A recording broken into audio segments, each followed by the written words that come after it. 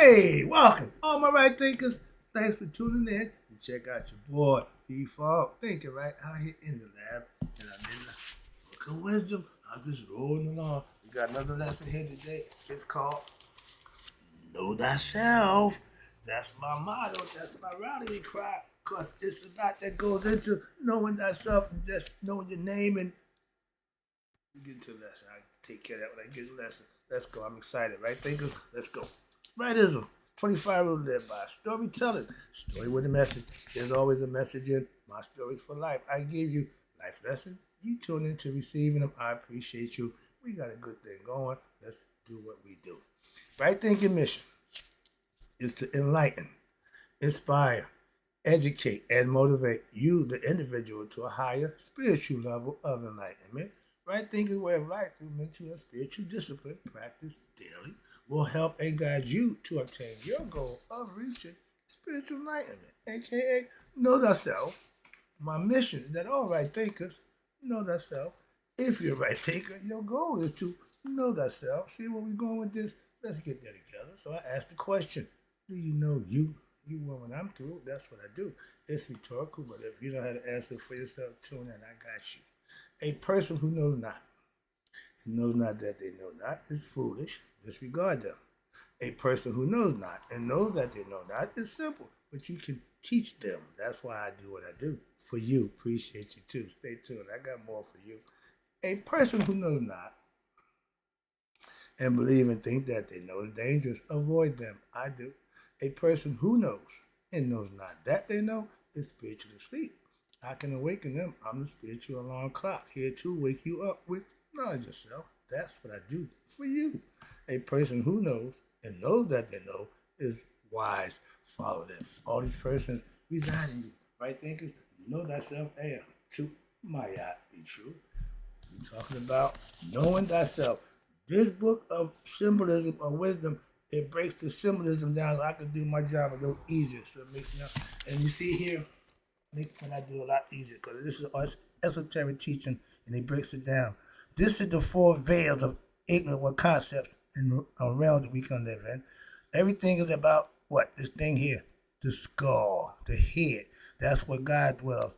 The circle, the head's made a circle because that right there and all these other things that spins off these aspects of your character, we call them elements or God and goddess or whatever it is. I'm not getting into the Hebrew right, and they got 22 bones in the skull. The Hebrews use that for their little calculator here. We use the eye, the six concepts of the physical body.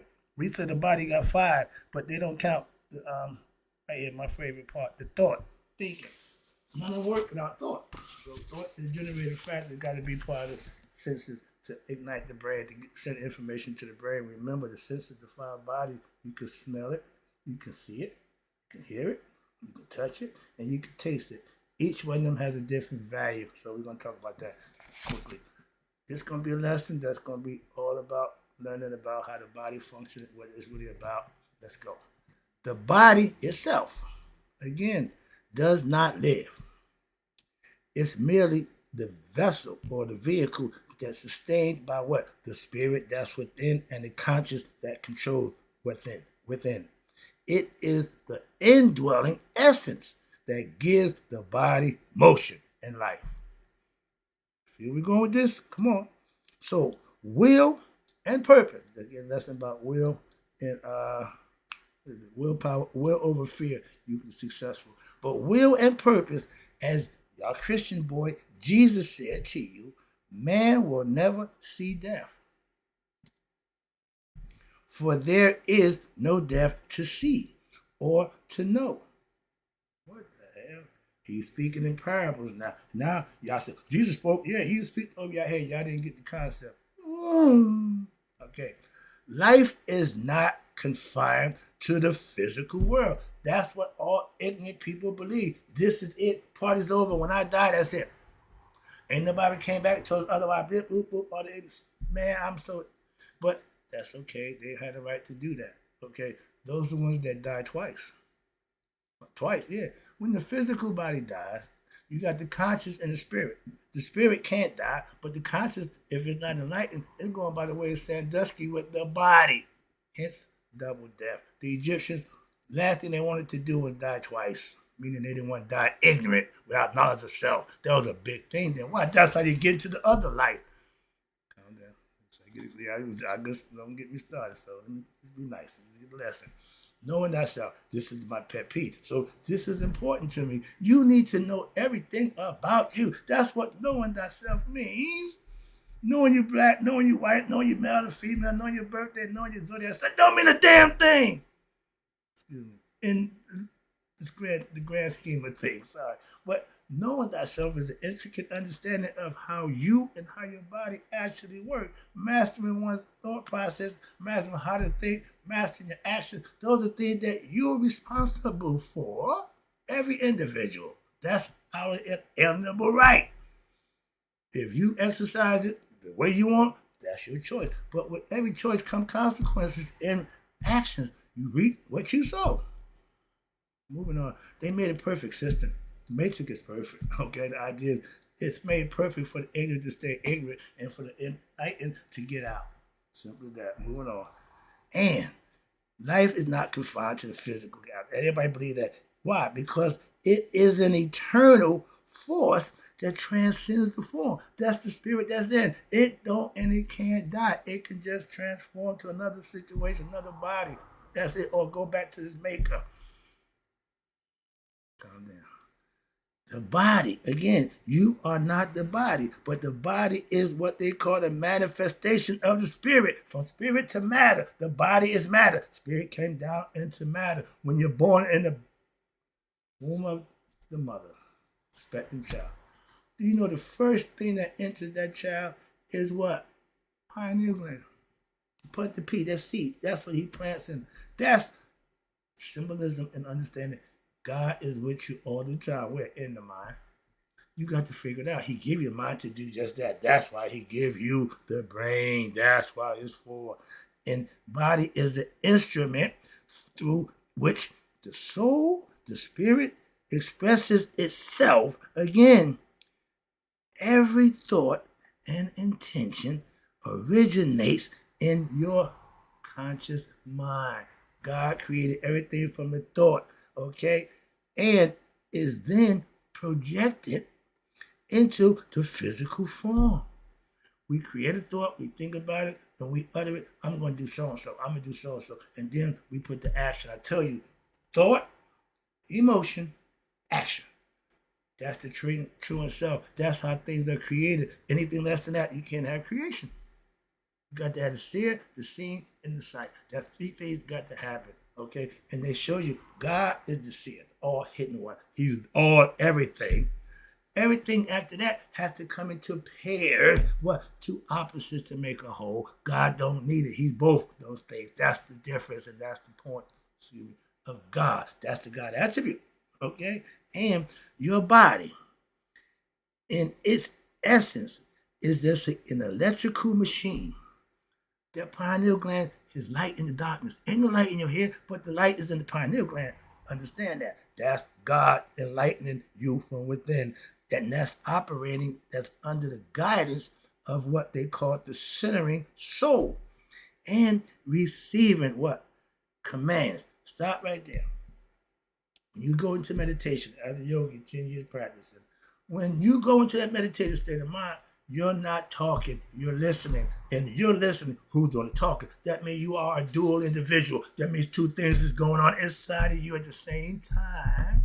We got two hemispheres of the brain. That's what we're about to get into in a minute. But knowing thyself is how to master both sides. Just knowing about one or just using one, you're out of balance. Women think like women, out of balance. Men who think like men, out of balance. Those who think with both sides, equanimity, balance. I'm a balanced human being. You can be too. But the commandment that you're receiving is from your higher self. Some call it the gut. Intuitive knowledge. That's all inside you. That's what our set represents. This thing is, but the symbolism is deep, but it's serious because it's real. If you understand it, and I do, so I can present it this way. Hopefully you understand it. But when you receive a commandment, the 10 commandments from Krishna, who giving the commandments? God. Where God at? Up in heaven. Oh, whoa. What? God up in heaven, giving commandments. I'm not riding that bus. Go ahead, I pass. I'm not taking that trip with you. That's all. Moving on. That's religion. All right.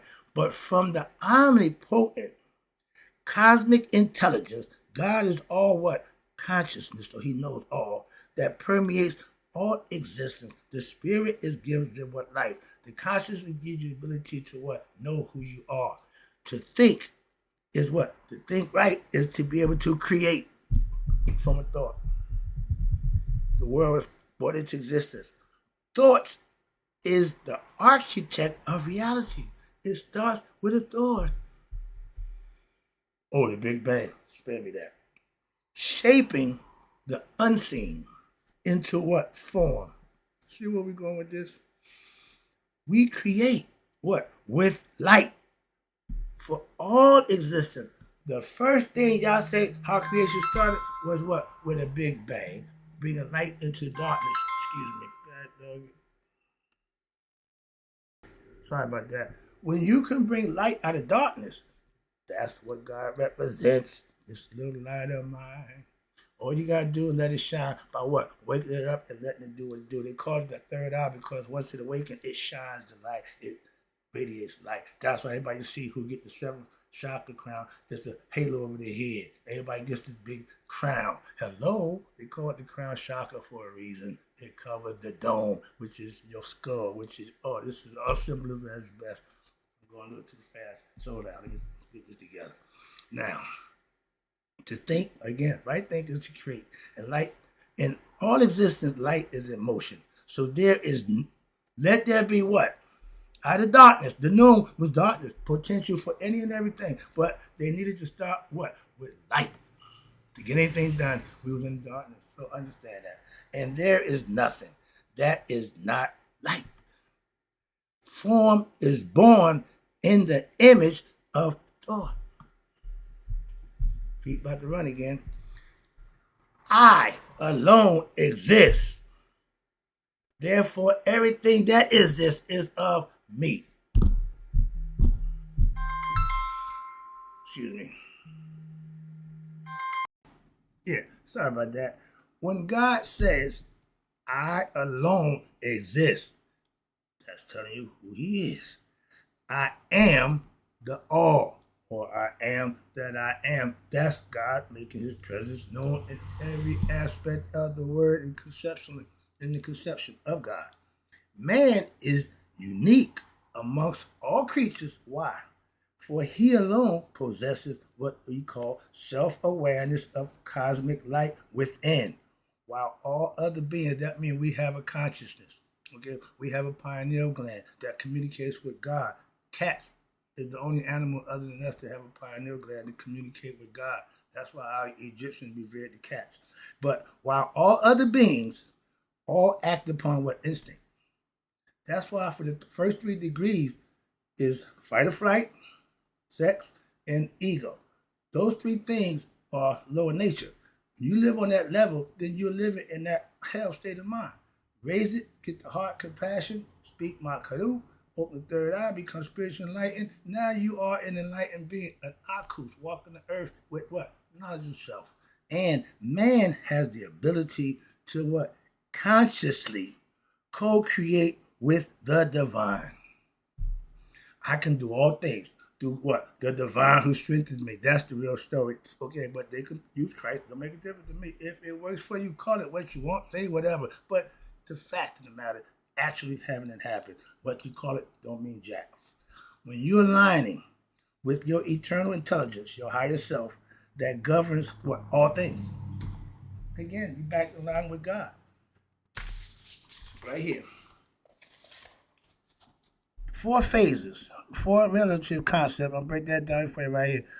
I'm going to explain to you the devil, the skull, and the Jews have the breakdown of their alphabet. I'm not doing that. The 22 bones in the skull, 22 letters of the Jewish alphabet. That's why I'm going with that one. I didn't do the Jewish stuff. All right, let's go. I did the breakdown of the Kabbalah for you. But right here, you have the mental, you have the astral. The mental is the mind. Start with that. Mental, this.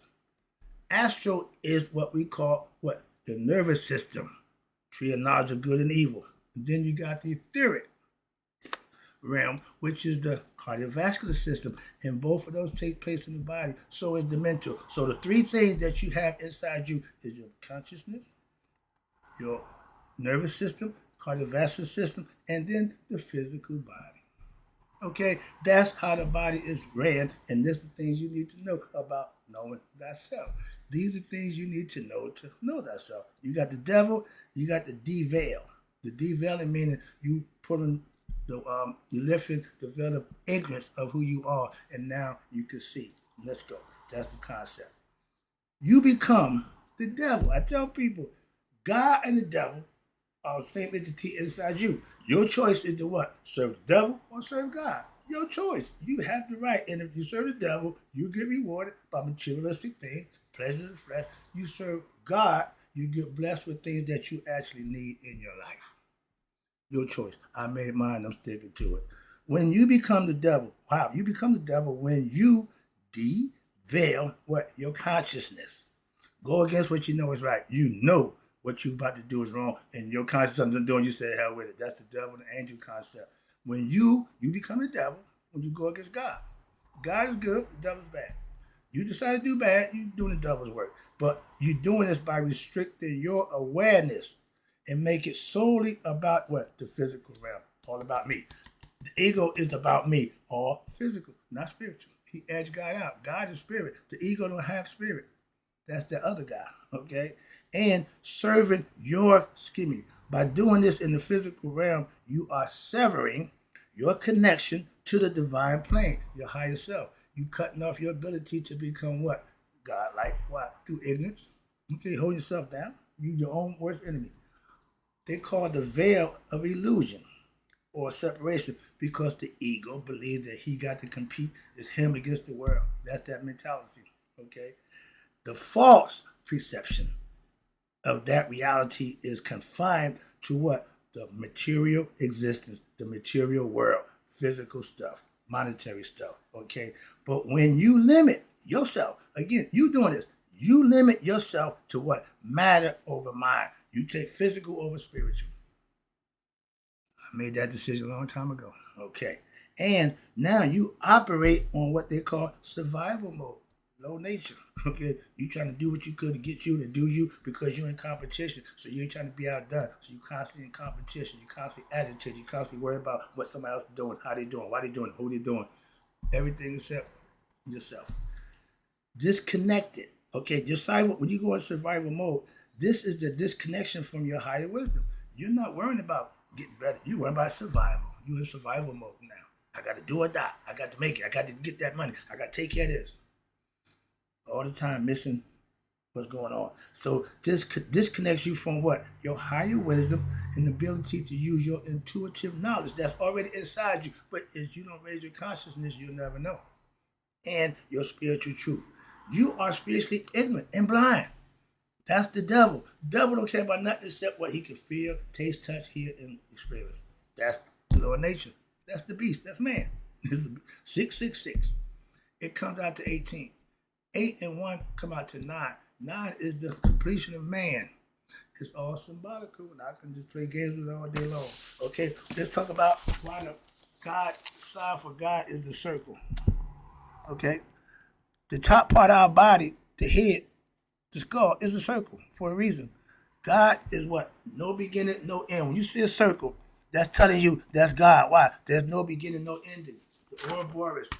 Snake eating his tail. He eats himself to recreate himself. The serpent sheds his skin to get a new life. That's why that serpent thing is always in effect, because it symbolically has a meaning symbolically. And for esoteric teaching, it's the perfect tool. All right, where we at? Now, the spirit for symbol is a circle sliced like a pie with 8 different sections. I get that lesson 2, the eightfold concept. Spirit is in the head. You hear me? The symbol for spirit is the circle. The spirit is in the head. Hence, while the head is an oval circle-shaped object. Get it? The Hebrew dictionary, I'm not doing that. You see me rocking the eye. Let's get to the significance of this thing right here. For each aspect of the eye, which is 6 of them, okay, Each has a measuring degree that it takes care of in different frequencies, different vibrational states, but it all comes out to 63/64. That's the improper fraction. The 1/64 is the God connection, conceptually. That's symbolically. That's what it means. Okay, you're not whole until you connect with God. God, what makes you whole? That 1/64. They tell you about the I concept, the I of consciousness, the I of what? Knowing thyself. This right here. I means consciousness. These are both sides of the brain. Using it, like I tell you, you see me doing this. That means use both sides of the brain. Most people think one side. I'm about to get into a lesson right after this. Leads right into how you use both sides of the brain. Some of us are left brain thinkers. Some of us are right brain thinkers. A smart one would be what? A both side brain thinker. Me, Maat, I use both sides of my brain, equanimity, to make decisions. And with that understanding, you can make a better decision. That's all. Okay? With knowledge comes better decision. When something you don't know and you do, you got a 50-50 shot. It's only two ways to do something, right or wrong. But if you don't know the right way, it's a lot. Your odds of doing it the wrong way increase. When you know what you're doing, you just do what you know. That's the difference. And if you don't know, get some instructions. Don't figure it out. I hate when people say, I figured it out. You can't figure out what you don't know. Get knowledge. Get information. You just can't pop it. You're going to pop your damn head. Oh, I figured it out. Wait, I just popped in my head. It don't work that way. Excuse me.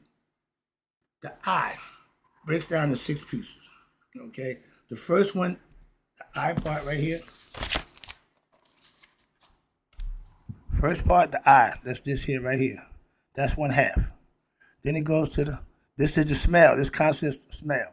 This, the I itself, right here. There you go. It's 1/4. Right? Yeah.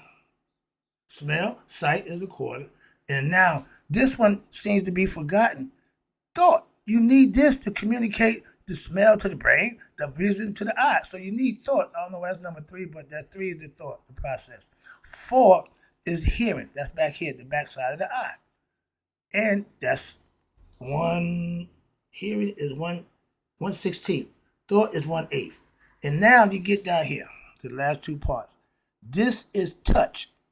This is taste. Touch, 1/32, and taste is 1/64. Okay? That's the breakdown of the eye concept, 6 senses. And if you use them, that's what they call ESP, extrasensory perception, because you're using the thought, you're smelling, your sight, your hearing, your touching, and your tasting. So you use all the faculties that the brain needs to make what? A good decision. That's all. Moving on. It's in the recess of your head. It don't know nothing except the signals that we send to it. Let's go in the physical form.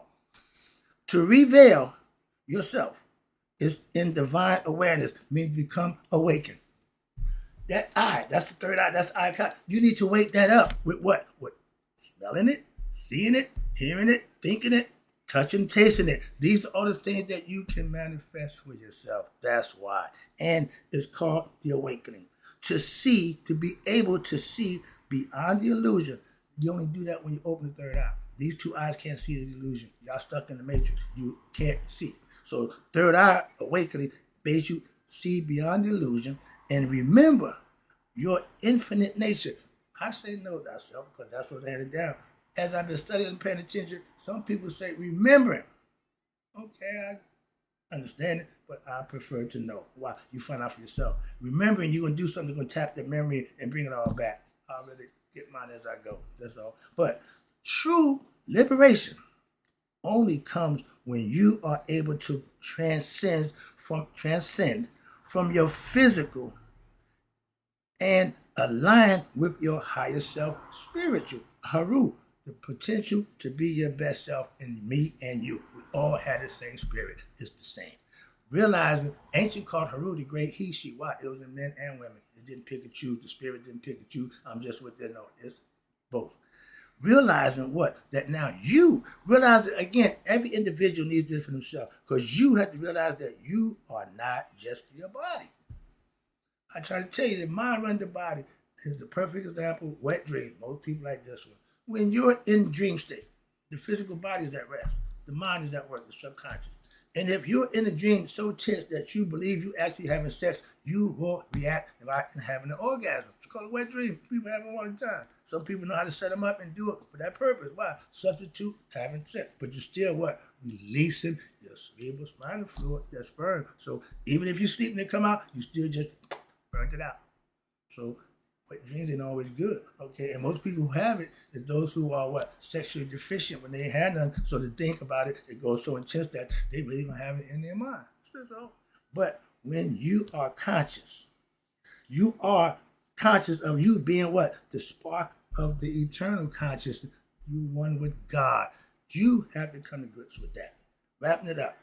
Right there. Now I tell you about death. When you die, the ego dies because it has a false identity. It don't know it's God. So it's scared to death, of fear of dying. Why? They think it's the end. A spiritual enlightened person walking to death. Yeah, okay, I got this. See the difference? When you know yourself. Now, by doing this, you will have placed yet another veil over your true soul in essence. Again, you will be reincarnated. You didn't wake up, you didn't know yourself. So that's the game of life, to know thyself before you what? The body ceases to exist in the physical form.